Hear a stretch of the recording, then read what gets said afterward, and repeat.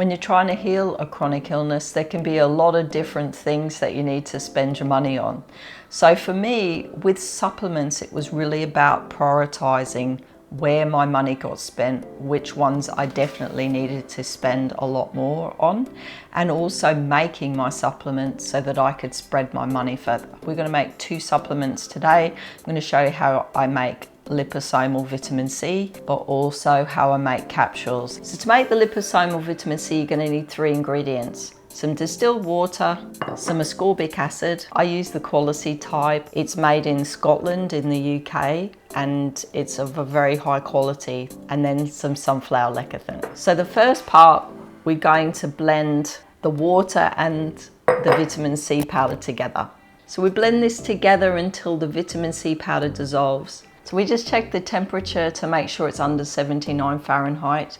If it is over, then it should spend some time in the fridge until the temperature lowers a little bit. But now, because we're under 79 Fahrenheit, we're going to add the lecithin. For blending the lecithin into the vitamin C, we're going to use this thermometer. We blend these together until it reaches 99 Fahrenheit.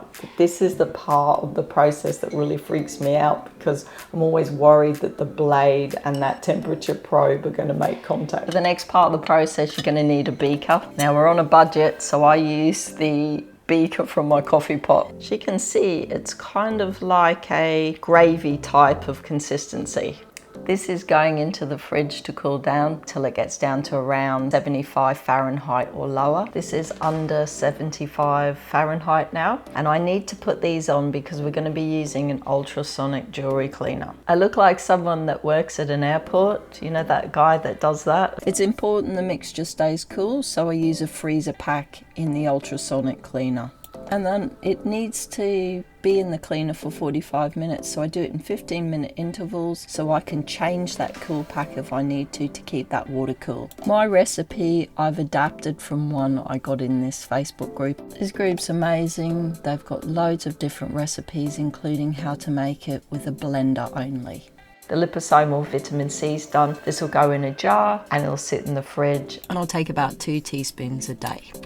To make your own capsules, you're going to need a few things. The first thing is the capsule shells. I use the Bulk Powders brand. They're a cellulose capsule and I buy them in the 00 size.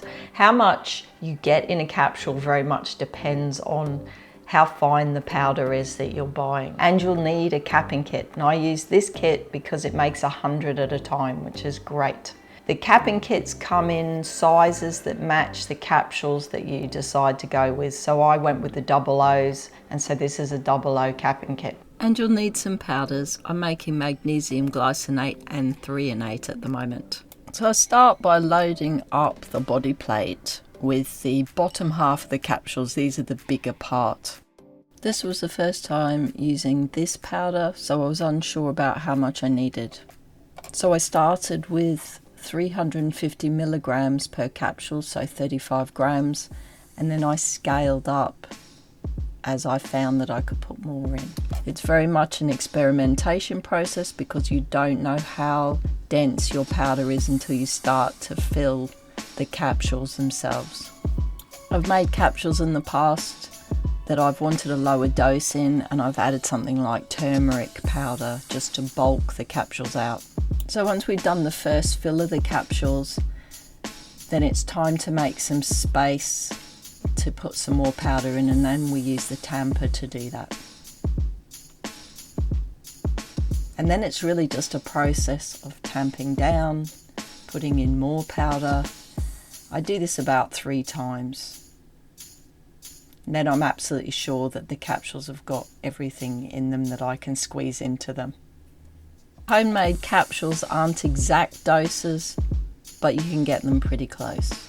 Now that we've got the capsule body full of the powder, we want to get the capsule caps ready. One thing I find saves me a lot of time is separating the capsule cap from the body while I watch TV overnight. Sometimes I fill these while I'm watching TV too. To press the capsules together, you need the middle plate that kind of enables them to come together, and then it's really just some brute force. You may need a bit of help if you're dealing with fatigue. So I've made 100 and each one's about 470 milligrams, and I've saved myself quite a bit of money. Alongside making my own supplements to save money, I also found ways to save time following medical medium during my recovery. Check out this video next, it's going to take you through some of my favourite medical medium hacks.